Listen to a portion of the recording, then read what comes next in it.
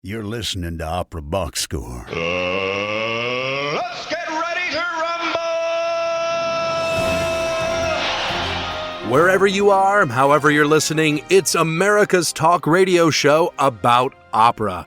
It's Opera Box Score. I'm Weston Williams, joined by Oliver Camacho. All right, this week we go inside the huddle with Nathan Granner. The American tenor is set to star in a revised version of Paul Moravec's and Mark Campbell's The Shining at Portland Opera, but we had to ask him about the opera Balls. And then, in the home team, Lyric Opera of Chicago announces their next season, which includes performances by former creative consultant Renee Fleming and the Smashing Pumpkins. But sadly, not on the same concert. Plus, in the 2-minute drill in 2025, conductor Marin Alsop says she is not looking forward to the 30s, and by that she means a return to the 1930s. Make sure you subscribe to our podcast on Spotify, click follow. On Apple Podcasts, hit the plus sign. Email us your hot takes by writing to mailbag@operaboxscore.com, or upload a voice memo using the You Got Something to Say tab on our website, operaboxscore.com. However you contribute, you'll get an OBS beer coaster, an OBS lapel pin, and a #1 OBS fan foam finger just for sharing your own hot take. Now, I was reading out this little intro here, and I noticed that Lyric Opera Chicago has creative consultant Renee Fleming. And does that mean that, Oliver, are you the Renee Fleming of Opera Box Score?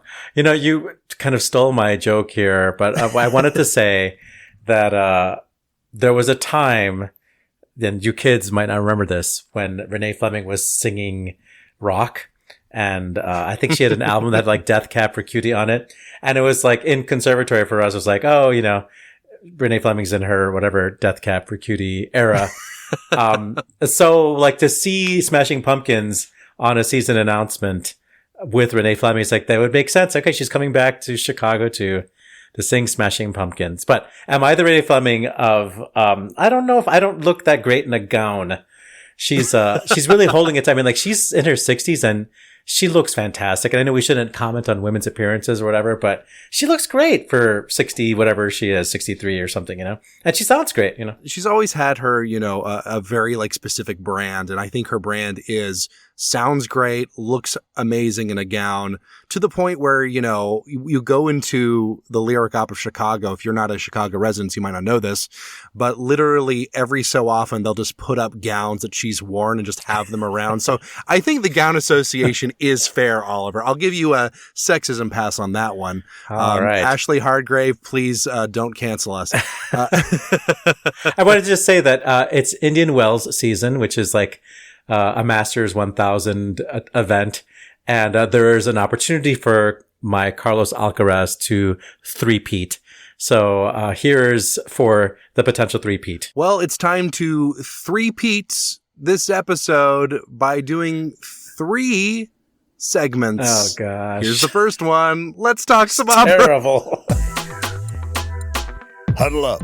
Let's go inside the huddle. Nathan Granner returns to Opera Box Score. He was last with us in 2017 when he was creating the role of Moral in Stuart Copeland's invention of Moral, or Morel. I don't know how you say that. We welcome him back as he is preparing to sing in The Shining, in a new version of that. But before we do, let's listen to Baby Nathan Granner from his first solo album with guitarist Bo Bledsoe.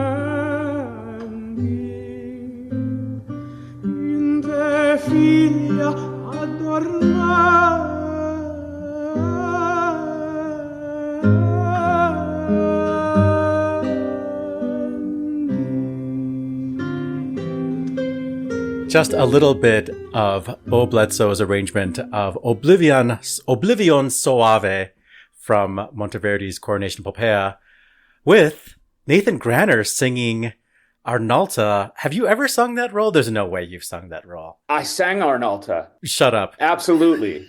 at UMKC, Conservatory of Music and Dance. I was actually cast both as Ottone or Nerone and Arnalta, but it was too much, and I took Arnalta because that aria is just so amazing. But the whole thing is so high. Did you have to do any downward transpositions? I mean, it would be really weird to transpose it down. So. I didn't, and my voice was a lot different back then too. Well, you're wearing KC colors right now. I know this is an audio format, but I wonder if that's going to be a theme running through today's conversation. Gosh, I hope so. I hope it's a theme that we can at least have a chance to have Kansas City go back to the Super Bowl. Well, welcome back to Opera Box Score. For those of you who have been listening to the show since we started back at WNUR, Nathan was last on the show when he was in the middle of the world premiere of Stuart Copeland's invention of Moral, an opera which sort of has had some significance in your life, not just because you created the role of Moral and got a great review for it, but other things happened after that, right? That's so true. First of all, I so love you guys. Thank you so much for having me on this show. I was born in Chicago, so I'm a Chicago native, but really didn't spend any time. So, my heart not only goes out because you are progenitors of my favorite and most fantastic art form of opera, but also you're in Chicago and you also love sports. So, I mean, what's not to love? We're looking for a new co-host. I'm not kidding you, but we're looking for a lady because we have too many guys on this show. So I got you. Listen, a little DEI and a little equity is not a bad thing. DEI is over. I don't know if you heard. Oh, that's right. Sorry. Let's keep Title IX going, but keep it a secret. Okay, so you were doing Invention of Moral and you met somebody. Or you were dating somebody at the time. I was dating somebody and illicitly living with my now wife, Jamie Chamberlain, who played Faustine. So she didn't do the premiere in Chicago, but in Long Beach, we had a really fantastic. It was literally one of the most fantastic opera experiences I've ever had. Just hanging out with her and doing shows with her. But also Andy Wilkowski, who is a certified genius. If you've heard his stuff, it's just crazy. And Lee Gregory. I mean, having those two play the narrator and the fugitive, and then coming into Kansas City, and then also working with Stuart Copeland himself. I mean, and this is COPLAND, not COPELAND, not Copland, No, he's a certified rock and roller, super, one of the nicest guys and most energetic guys you'd ever meet, which should happen because he's a drummer. But also, we sparked a real relationship with him, and Stuart wrote us into his new oratorio, Satan's Fall, which is this. If you're bored with Carmina Burana, Satan's Fall takes it to a new level. It's like a metal and opera.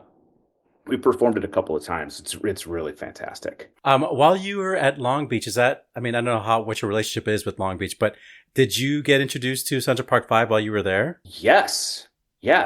So, yes, I was doing roles there, like the console and some other performances, and then got cast in Central Park 5. And then I didn't have any work until the February after, 2020, to do Romeo at Santa Barbara.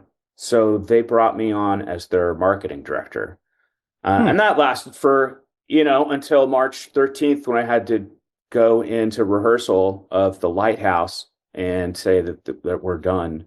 And that was the end of my time as well. We had some internecine things going on and with the program. So did Santa Barbara come back, or did they stay closed?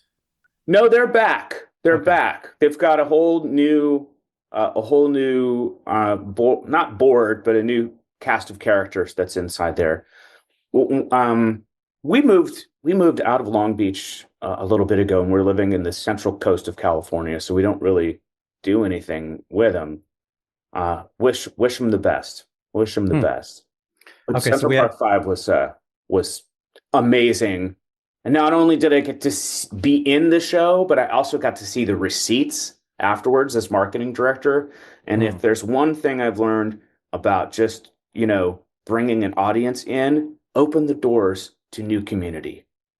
It's not about young people necessarily, but other community, there's money there. I'm telling you, it's a good thing.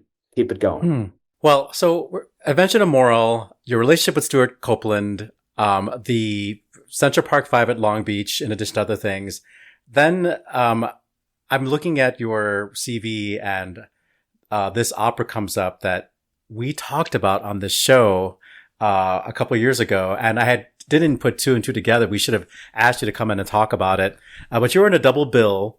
I forget what the first show is called, but the second show is called Balls by Laura Cartman and Gail Collins, which was about the match between Bobby Riggs and Billie Jean King. That's right. It was double bill, Sport. Yes. And Balls. And Brian Stauffenbiel, the director, who came up with this great idea to do these 2-1 acts, set this up as a wide world of sports night. We had projections on the wall, so it looked like you're in an arena or a sporting arena. It was so great. Thinking Sports about birds, and Balls is about the battle of the sexes. I got to play Bobby Riggs.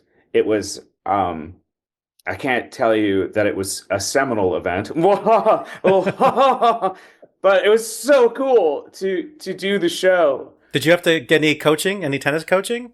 I didn't get so much tennis coaching. We were basically pantomiming, like we had rackets and things like that, so we didn't have to relearn how to play the sport.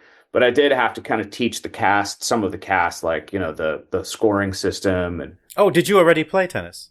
Yeah, okay. I was, I've been a sports person my whole life. My mother still has records in high school basketball and track. That won't ever be beat because the rules have changed and the sport has changed so much. She was a star in basketball in this little town in Iowa. And my grandma, she was the chaperone for the Clark County girls softball and basketball team for 40 years. So I've just always been in sports, learning how to play tennis. I was gymnastics. Now my mom does horses. That's what we do. Okay, I want to get back to Balls, but now that you've said those things, as you were training as an opera singer, what sports experience felt most related to what you were doing with learning how to sing and doing the job, for that matter, now that you've done the job for so many years? Well, that's such a great question. What really, first of all, like I was a football player, but I didn't grow like the other boys did. Like I stayed short and these guys just like got wide and tall. And I was just like, I broke both of my ankles. I broke one ankle in rehearsal, in practice. And then I got better, healed up, and then broke another ankle. And I was just like, I am done. Like, there's no way. So I transitioned to being a manager of our football team, but then I had time to be in choir and be in the shows. And I felt like, yeah, being on stage is dangerous, but it's not like, you're going to get really injured unless something terrible goes wrong. What really sparks sports for me is the competitive nature of sports. And I don't mean winning or losing. I mean, how well do you do? How your preparation, and each game that I would play, each time that I sing, I am trying to get better. I'm trying to play my game very, very best. And competition comes into it. I'm of a certain age now. I've been doing this for 30 years. And I just think it's like the conditioning that you have really helps you last through rehearsals. It helps keep your voice up. Thinking about nutrition, how your mind is and how your body is, I think, is a crucial part of opera performance, just as sport is. Well, you're currently in Portland, preparing to do The Shining. You know, that's right. Yeah. The Shining is actually an opera that we talked about very recently because my colleague Ashley is really into that show. And we actually heard here in Chicago on the WFMT radio network the Kansas City production. We broadcast it as like the Saturday opera while the Met was on break. So I feel like I know more than most people do about this opera, except for people like you who've actually been in it. But I understand that the production you're in is sort of a new edition of the score. It is. It's a rearrangement of sorts. It's a more condensed orchestra, so it just allows more companies to be able to produce it. It was a 100-piece orchestra, and it's kind of difficult, for any kind of regional company that doesn't have their own space or needs to rent. They need to rent a larger space. It's just very difficult to produce. So this has the sound, it has the quality, but it also has more compactness, so we can produce it in other places. Hawaii Opera Theater. I think it was just in Atlanta, Nashville. It's going to, I think, is the next iteration of it. This is going to be your second bite of the apple of this opera, or? Yes. So how do the audiences react when they're listening to this piece? Like, as they should. As, if you think The Shining is going to be a good opera, and you've loved The Shining or loved the movie or loved the book, and then you go, this is the opera for you. And there are so many people. It's almost, we're almost sold out of everything. And we still have, a week before, we have 5 days before we actually open. And we've been sold out from on day one for 2 weeks now. So there are lots of fans that love the story and love the movie. This is not the movie. This is more based upon the book. This is really about the book and not Kubrick. Stephen King did not and Kubrick did not see eye to eye on their imaginative endeavors. You know what I'm saying? King was not pleased with Kubrick's version. He thought that he left some stuff out and made some stuff up that wasn't really part of the book. So we're really trying. Paul and Mark Campbell and Paul Moravec, yeah. That's right. Really tried to stick more toward the book. So it's just like what I love as a marketing person is that it's an easy sell. Like, opera can sometimes be difficult when you're doing Bohème for the fifth time in 20 years or 5 years. Bohème, Carmen, Aida, Bohème, Carmen, Aida. The Shining. It's a popular theme. It's like got a name to it, so you don't have to work so hard to like sell the 900 seats per night or whatever, 15 or 20. This is a small theater too, so you don't need that. It helps your season. It helps bolster your seats. It adds excitement. People are talking about it all over town. That's the reaction that I get. And after the show, it's like, oh my God, it was so great. This and that scene. There are definitely some moments from the movie that you cannot get away from. The face in the door, the hammer. There are some of those things that you can't get away from. Red rum. Those things are there. Can't tell you where. Spoiler alert, yeah. The cast that we have, Wes Mason as Jack he just goes into the dark place. He goes there. And Becky Krinsky-Cox, I got to sing with her in Charleston. She was my Donna Anna, my first Ottavio, and her voice is scintillating. My gosh, it's just a great show. And well, I think that we sort of, in your description, we sort of solved the idea of getting audiences in. If you're going to do a new opera, make the subject matter something that's accessible to the audience. If it's possible, I I don't know if you do this, but one of my memes of opera life is like, what opera would you do? Mhm. And mine is Scarface, and I want to be the guy. I want to be the tenor. Say hello to my little friend. I mean, come on. And with projections, you can do you can do the helicopter. I mean, you can do all, and then the Big Lebowski.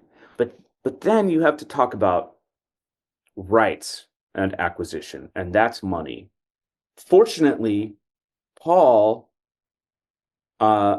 he just got it into his head. He wrote Stephen King, and I think he sent the score or some demo of the opera to Stephen to see if it would be okay to do it. And he heard back in 20 minutes, do it.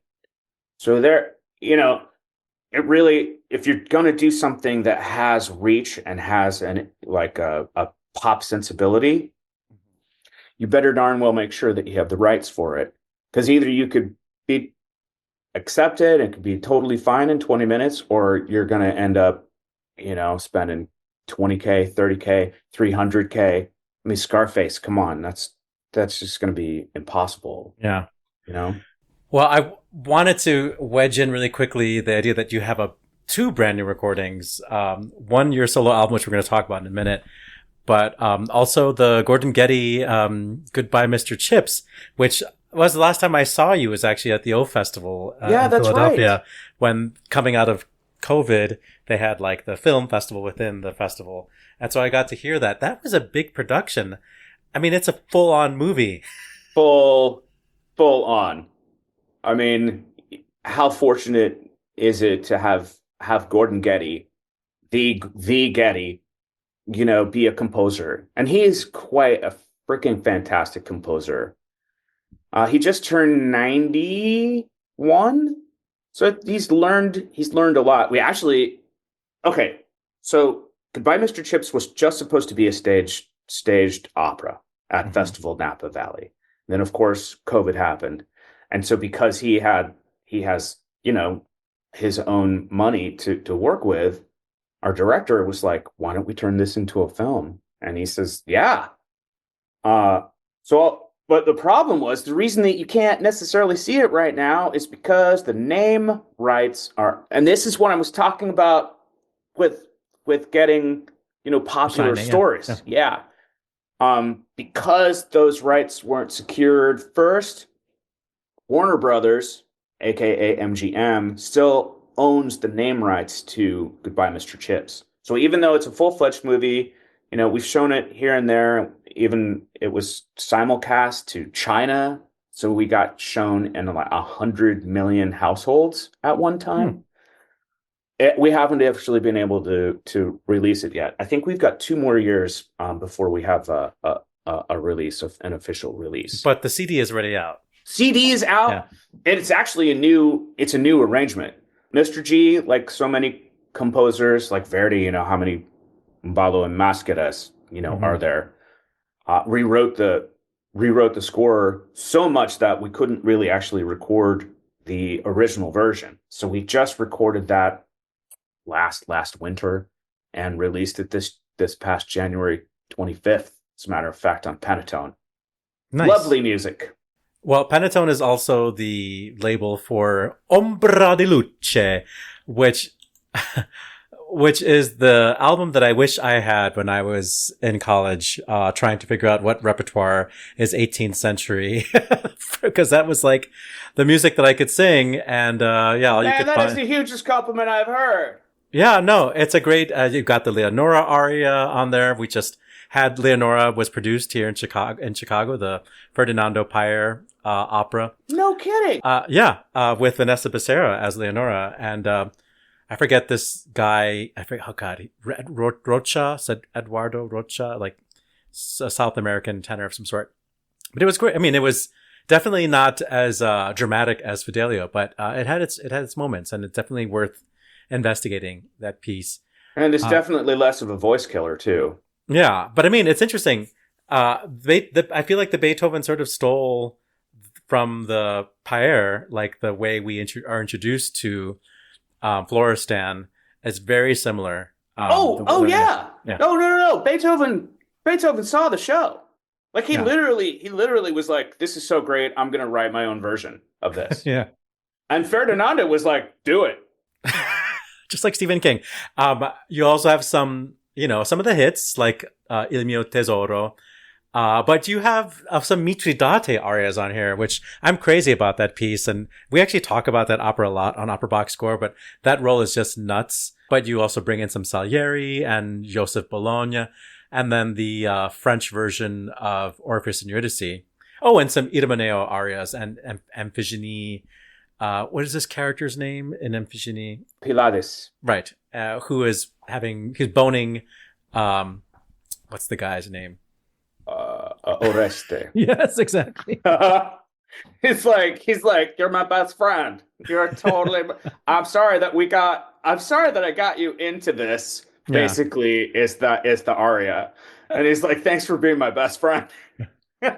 So, as you were putting this album together, what were the considerations for choosing this repertoire? Was it so that you could offer like a comprehensive 18th century survey, or was your conductor really into some of these things, or what was it?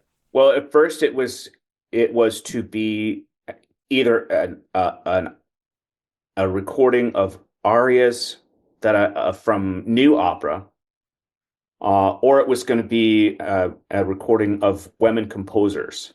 Mm-hmm. But the producer was like, no. What we want you to do is have a calling card. This is Job Mers. Okay. And I'm sorry, Job, if you're listening to this. He's like, we need you to do some Mozart and some things like that because, we have all the romantic tenors that we need. But, Mozart, we have need for Mozart. And I was like, for 5 minutes, I was like, I am not a Mozart tenor. Oh.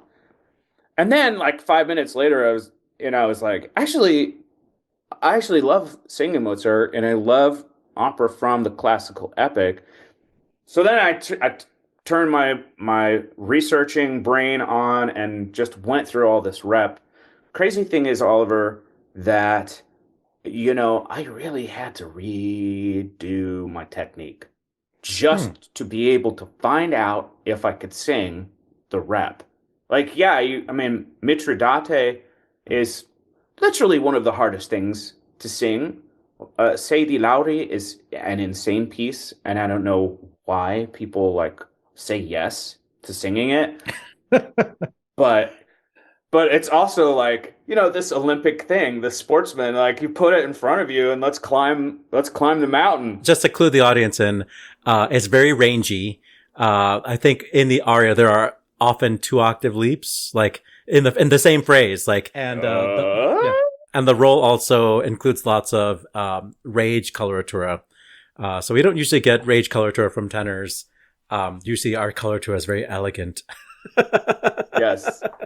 So it took probably 3 months just to get into enough shape, and I have reflux, so I was dealing with a major reflux flare up in that whole time. So I just had to be patient and work on it. And then this is crazy. So then we finally get the date, and the recording was supposed to be January of 2024. And they pushed it up. Somebody canceled on Panettone on their schedule. And so they pushed it up to August of 2023. And I was also scheduled to do my first Cavaradossi just after that. And then right after that, or no, it was Don Jose and then Cavaradossi, my both first debut roles. So when everybody was enjoying their summer at Festival Napa Valley and people were sunning themselves, I was literally whimpering in my hotel room because I didn't know how I was going to do it. I just really didn't know.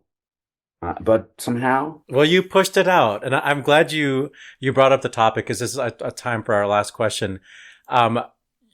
After you sing The Shining, you have Radames, which is so confusing to me because I'm listening to Ombra di Luce and I'm hearing all of the coloratura and like the reedy tone quality you find for some of the higher stuff. And, you know, it's elegant. And I don't expect a voice that can sing this elegantly to sing Radames. I have a weird voice. It's baritonal in its lower regions, and it's very tenorific on the top. And I've been able to use my voice on just a very lyric tenor basis for a long time. But when I crossed over from about 35 years old, my voice kind of has developed this warmth and depth and richness. So you can hear it a little bit on Flor del Mar. You know, the Flor del, you know, that's where that voice comes in. And I don't have to, like, as opposed to Rodolfo, I don't have to prepare for a high C. You know, you got to have a delicate balance in there with the C. And Radames doesn't have a C, it's got a B flat. And so I can just kind of dive into the richness that my voice has. That's super fun. Listen to Jose Carreras. Listen to Jose Carreras Radames, and you'll kind of get a semblance of what that does, what his voice does in that. Are you talking about the Jose Carreras Radames from the Carrion recording, or I think Carrion. Okay. Carrion. Yeah, that's with Agnes Balsa as Yes. It's just a great recording of Amneris. Mirella Freni sounds a little bit young in that recording for Aida, but no, I'm a big Carreras fan, so now I get it. Well, Nathan, toy for the upcoming Shining, and then Aida at Dayton Opera next month, and then right after that, Central Park 5 in Detroit. Your career is so confusing to me. And that's why no one knows me. Because, you know, thanks for that, because it's not about, for me, it's never been about pigeonholing. I've always just been like, well, what does this role call for? What do we need to do? Is it a character role? Am I, you know, singing Lloyd or Ullman or somebody in The Shining? And then that's a whole different voice. Because I just, you know, I'm an actor too. And so I just use every single tool, every single talent that's been given to me to put those characters on the stage, whether they be dramatic, full-on grand opera roles or new opera roles that call for something different.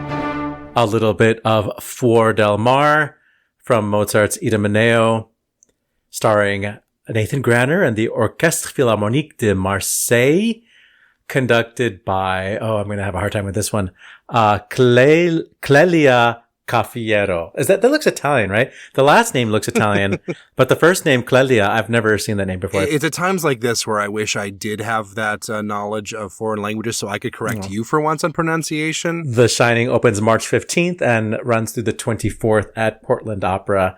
And he sings Radames at Dayton Opera in April.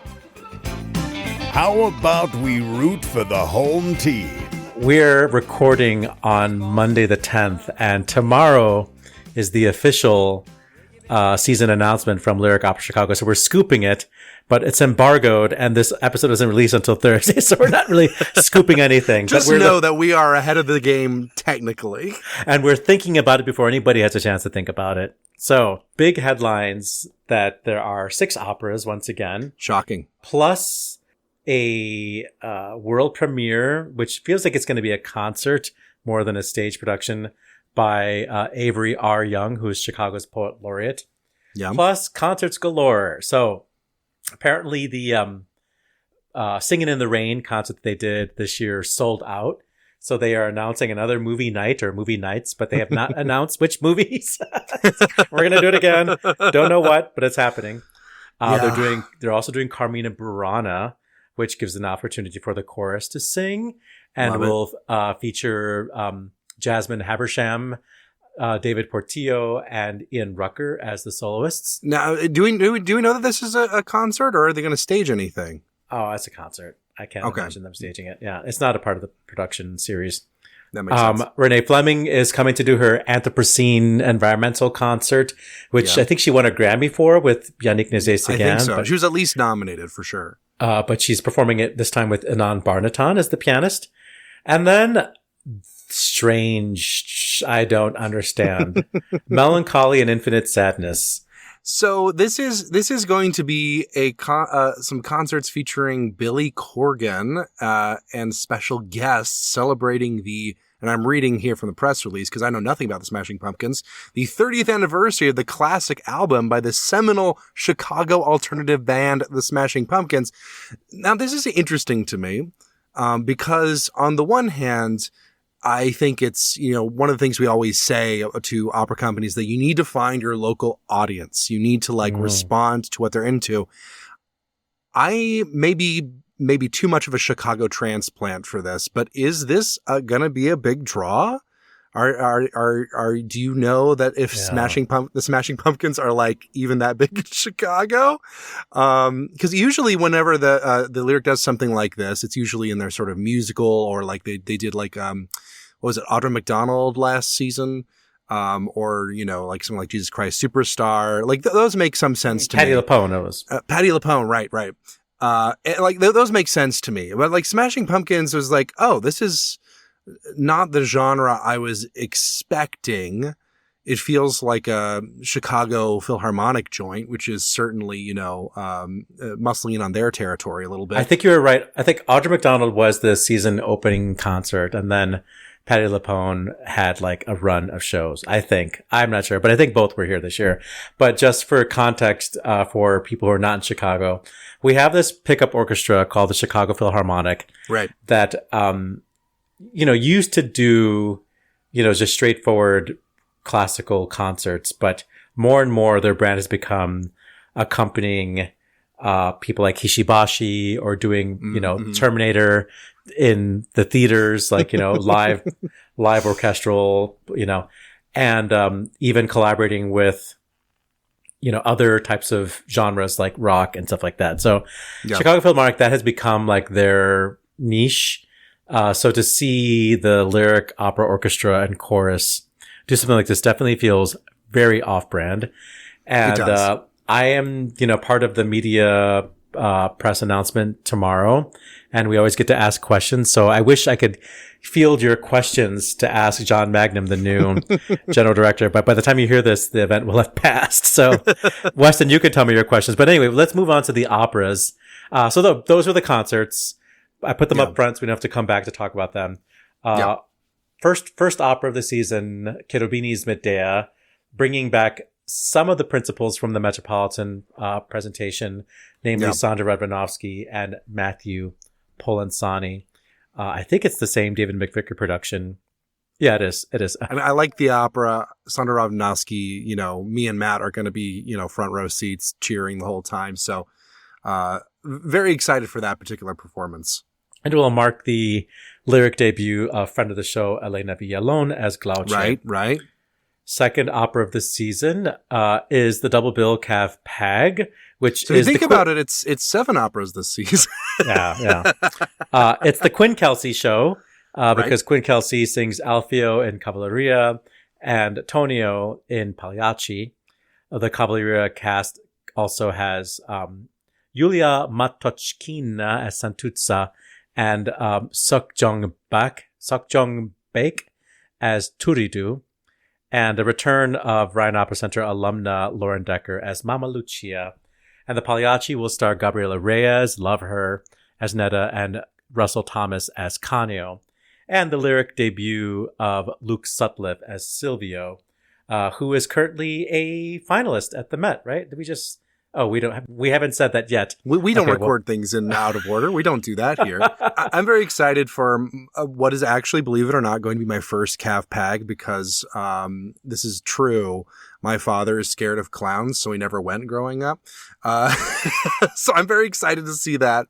And then we move on to what is probably the highlight of my season, which of course is going to be Salome. Which is, what else can you say? I mean, if you want to know my opinions about Salome, you can go all the way back to that one early episode of Hall of Fame where I just kind of talk about how great it is. And no one knows me yet on the panel because I was that new. And they just kind of waiting for me to stop talking. It's the David McVicker production starring Elena Stikina as Salome. Nicholas Brownlee making his debut as Yochanan. That is fascinating to me. He's amazing. Have you heard him sing? He's incredible. I've heard a couple of recordings. I've never heard him live, and I'm very excited to hear him. He was Dutchman in Santa Fe's Flying Dutchman, I guess 2 seasons ago, and I first heard him singing Bottom and Figaro. I was like, okay, great voice, but then he came back 2 years later and he was singing Dutchman. So I was like, wow, what did you eat between the last time I saw you? Well, I took the Wagner pill. Yeah. Brandon Jovanovich sings Herod, and Tanya Ariane Baumgartner returns as Herodias. She was in our ring cycle years ago, and she's great. Yeah. One for you, Salome. That's a short night at the opera. And one for you, Oliver. We got Cosi fan tutte. It's a new to Chicago production. It's Michael Cavanaugh's production. I don't know where it was previously seen. I should probably know that by now. San Francisco? Yes, maybe San Francisco. Sounds right. With Jacqueline Stucker making her lyric debut, as well as Cecilia Molinari as Fiordaligia and Dorabella.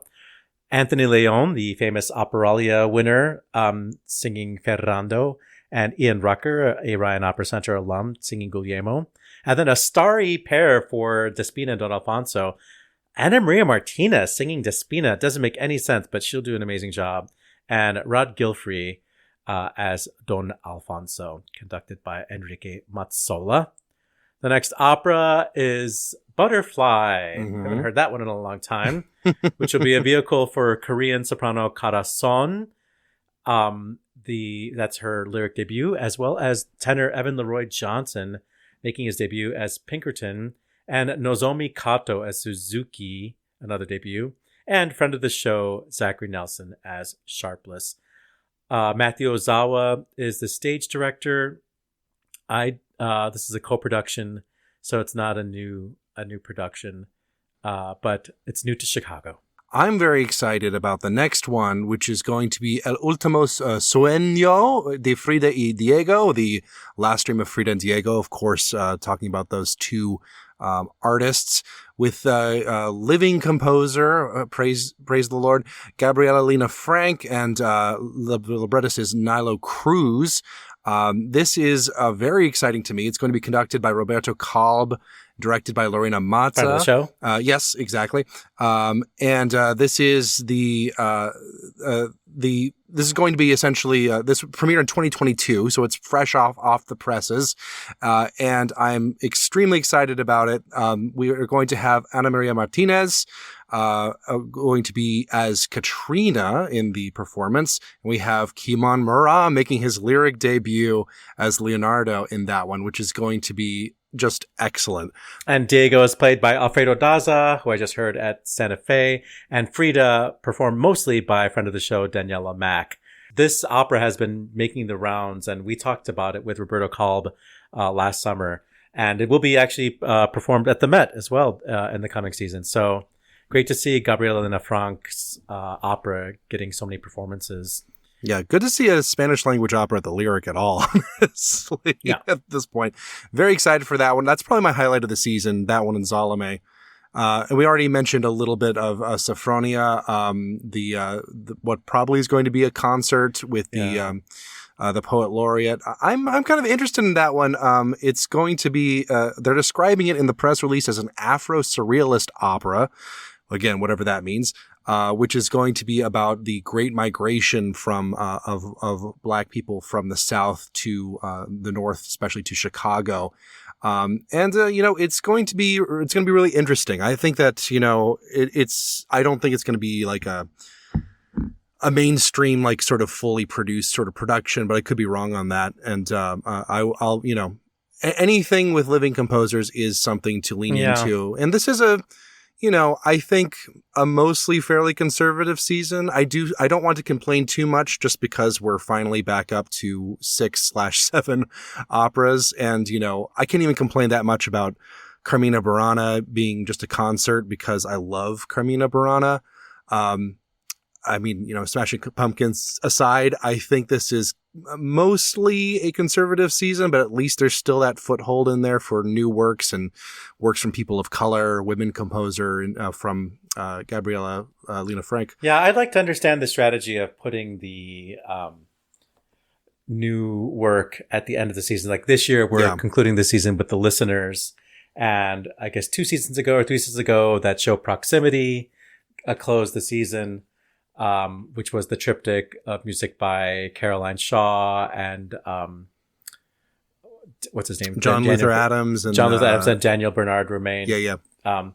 So it seems to be like they want to put this at the end. I don't know what that strategy means. I'd like to understand that better. Opera companies, if you want to give us your embargoed season, see how in-depth of coverage you can get on Opera Box Score, and slip $100 bill in that as well, too, so you can pay for our microphones and stuff. Yeah, if you are not an opera company, you can still help us spread the word about Opera Box Score by giving us a rating on Apple Podcasts or Spotify or wherever you're listening. We're actually on YouTube now as of last week. Wow. And if you have a couple of moments, leave us a review. And seriously, if you have a friend who might be interested in this show, introduce it to them. We would love to have more people listening, writing in, asking us questions. 2-minute drill is right now. This just in, the 2-minute drill. All right, listen up. Here's everything you need to know about what happened in Operaland this week. Conductor Marin Alsop spoke out against the recent upheaval at the Kennedy Center in an interview with NPR, asserting that music and art are, quote, not partisan issues. This is a wonderful performing arts center, and it's a place of inclusion, not exclusion, said Alsop. And there shouldn't be any kind of barriers for people. What is American? What is anti-American? I mean, this sounds like the 1950s to me. The Emerging Black Composers Program at the San Francisco Symphony and Conservatory has become a casualty of Trump's golden age of art and culture. The initiative is being paused due to executive orders saying that schools must end DEI projects in order to receive federal funding. Representatives of the Symphony and Conservatory have said they hope to continue the program by shifting it entirely under the Symphony's umbrella, as the Symphony would not be affected by the order, which is directed exclusively at educational institutions. The Metropolitan Opera remains allied to Ukraine. The orchestra opened Jake Heggie's Moby Dick last week with a rendition of the Ukrainian national anthem, just days after President Zelensky was berated at the White House. The Royal Liverpool Philharmonic is piloting a program that deals with injuries in professional orchestras, including early identification of musculoskeletal problems and guidance on recovery plans for musicians. Studies have shown that 77 to 89% of instrumentalists will deal with an injury relating to their playing over the course of their career. Sarah Woods, CEO of the partner organization Help Musicians, said, quote, with many musicians working as freelancers, risk of injury can have a devastating impact on both career development and financial stability. The Metropolitan Opera's Eric and Dominique Lafont competition finalists have been announced. Congratulations to sopranos Elisa Goretsky, Emma Marhefka, and Abigail Rayford, mezzo-soprano Sadie Cheslick, Michelle Mariposa, and Lauren Randolph, tenor Angel Ray Gomez, and baritone Samuel Kidd and Luke Sutliff, there's that name. Sorry, basses and countertenors, and contraltos for that matter. The finalists will compete on March 16th. Major awards time. Mezzo-soprano Lucille Richardot has won the prestigious Victoire de la Musique Classique Award for Artiste Lyrique at the 32nd Victoire de la Musique Classique held last week, a ceremony showcasing the achievements of artists across the classical music spectrum. Richardot's heartfelt performances, particularly her recent portrayal of the old prioress in Poulenc's Dialogues of the Carmelites, earned her acclaim from both critics and audiences alike. In trade news, 33-year-old conductor Hermes Helfrich will become the new general music director of Theater Erfurt, taking over this summer. Meanwhile, Handel and Haydn Society president and CEO David Sneed announced his retirement, as did Pittsburgh Opera general director Christopher Hahn. Exit stage right Jean-Louis Pichon, former director of Saint-Étienne Opera and an adjudicator for the Operalia competition, has been found dead in his home. He was 76. The cause of his death is reportedly under investigation. In addition to his 25 years at his post at Opéra de Saint-Étienne, he also managed the Massenet Festival and was awarded the Officer in the National Order of Arts. And on this day, March 10th, first performances include Saverio Mercadante's opera Il Giuramento in Milan in 1837, Karl Goldmark's Die Königin von Sabor, the Queen of Sheba, in Vienna in 1875, and Hans Werner Henze's Il Re Cervo, the Stag King, in Staatstheater Kassel in 1963. Birthdays include composer Gaetano Maria Schiazzi, born March 10th in 1698. The librettist of the Da Ponte Mozart operas, Lorenzo da Ponte, was born in 1749. In 1755, Singspiel composer Philipp Christoph Kaiser was born in Frankfurt am Main. This is opera box score, not Singspiel box score, but anyway, he's included. Tenor Napoleone Moriani was born in Florence on this day. He created the role of Carlo in Linda du Chamonix, and we all know the name of Carlo from the aria O Luce di Quest'anima. He was born in 1808, and he also created roles in other Donizetti and Pacini operas, not Puccini, Pacini. Italian contralto Marietta Alboni, who studied with Gioacchino Rossini, was born this day in 1823. She created roles in operas by Auber and Pacini.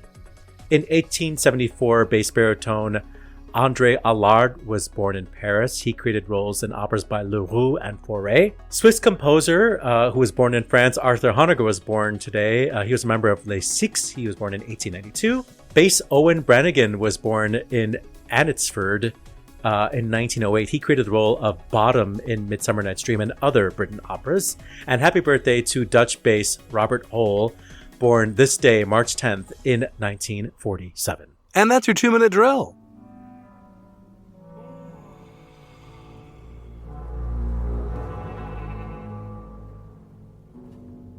When my cue comes, call me, and I will answer.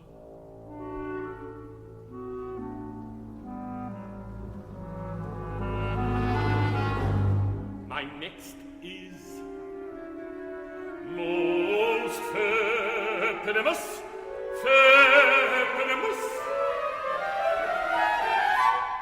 Just a little bit of Bottom's Dream from the world premiere recording of Benjamin Britten's A Midsummer Night's Dream, with the London Symphony Orchestra, conducted by the composer and starring birthday boy Owen Brannigan. The older I get, the more I love A Midsummer Night's Dream.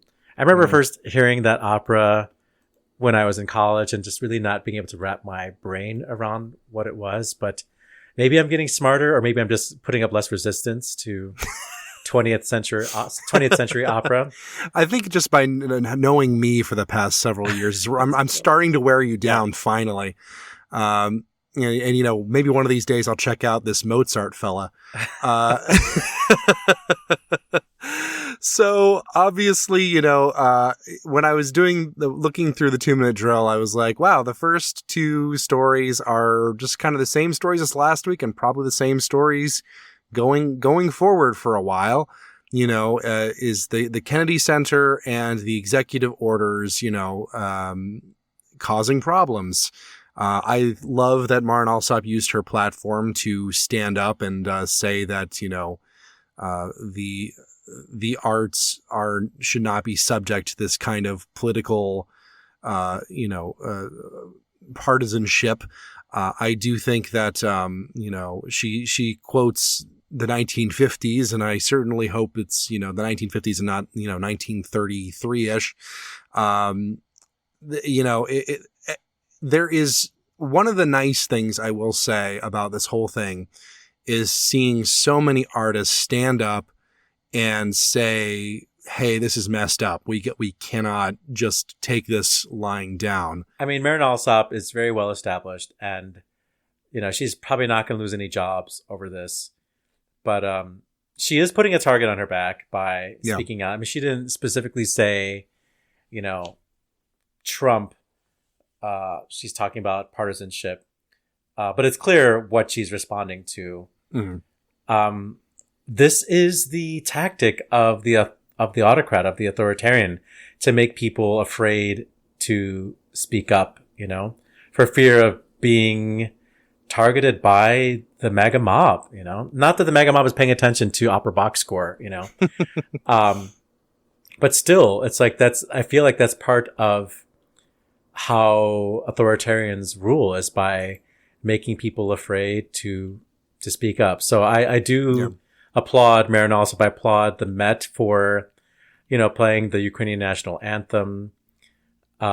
These shouldn't be risky things to do, but I feel like they're risky, They truly are. I mean, I think the really big story, at least for me, this week was also the San Francisco Symphony and Conservatory and their Emerging Black Composers program. Obviously, I think an incredibly important program for developing talent outside of, the traditional rich white,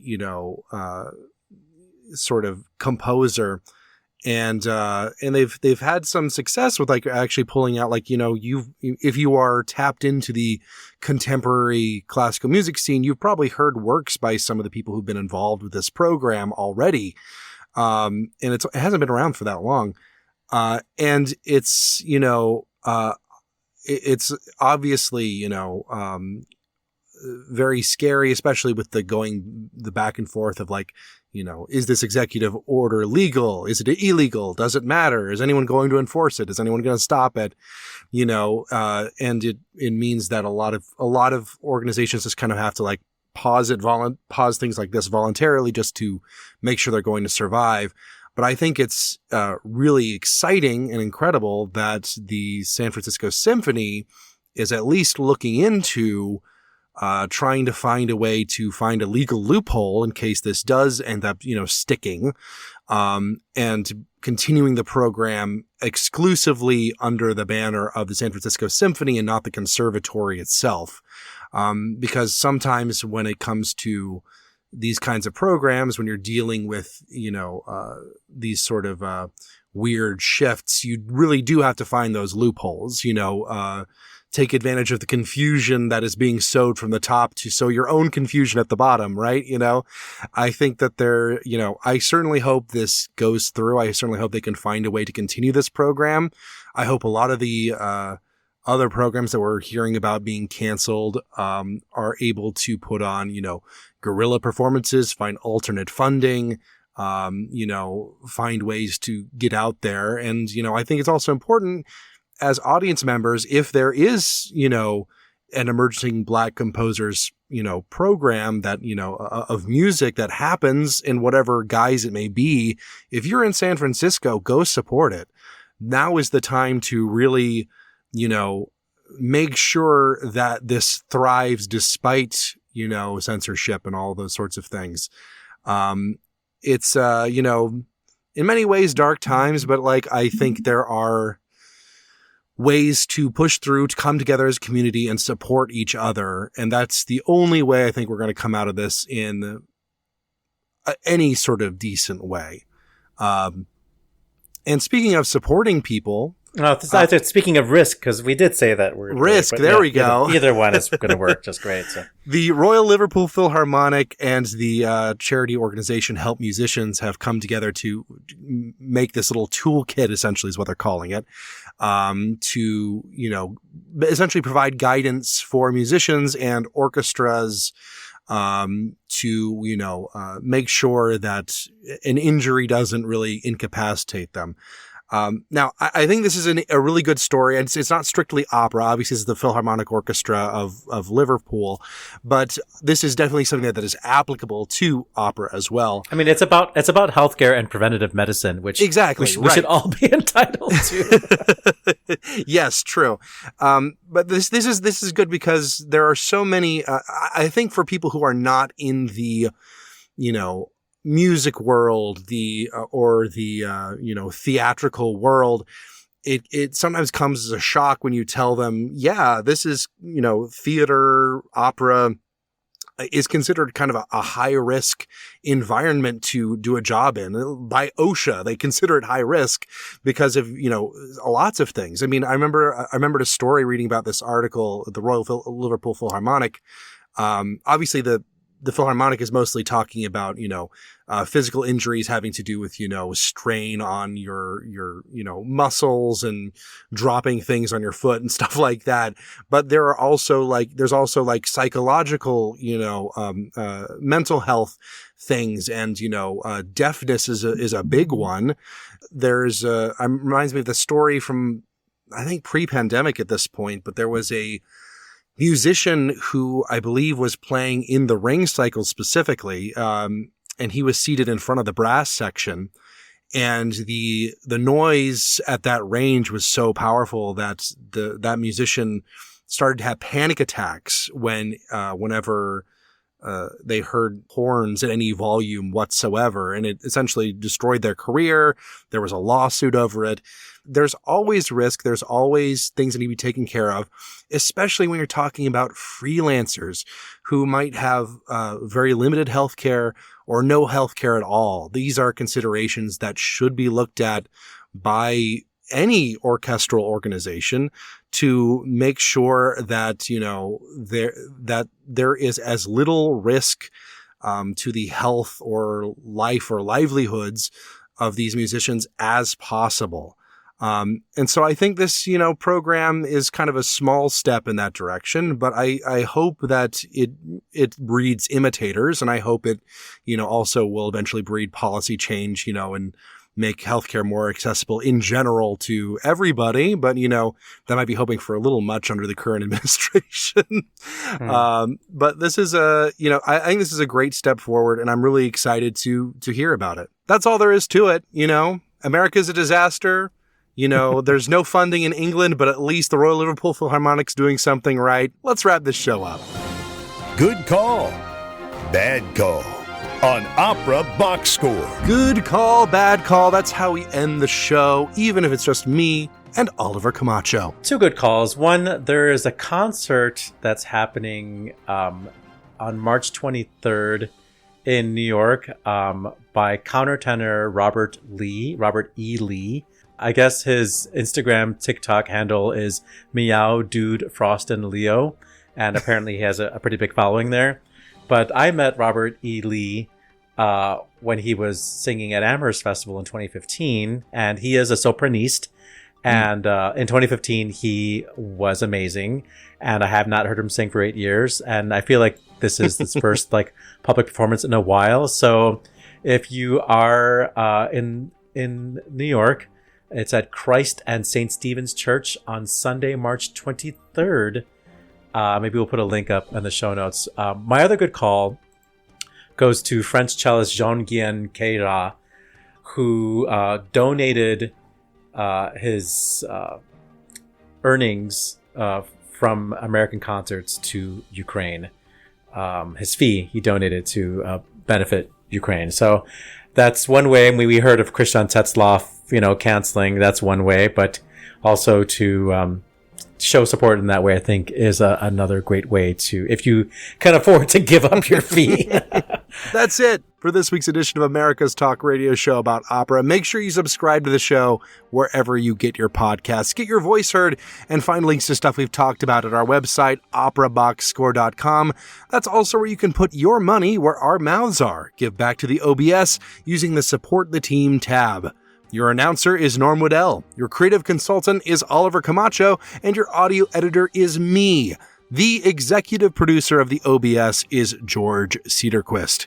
For our guest, Nathan Granner, I'm Weston Williams, asking you to continue the conversation about opera as you recover from your orchestral pit injuries.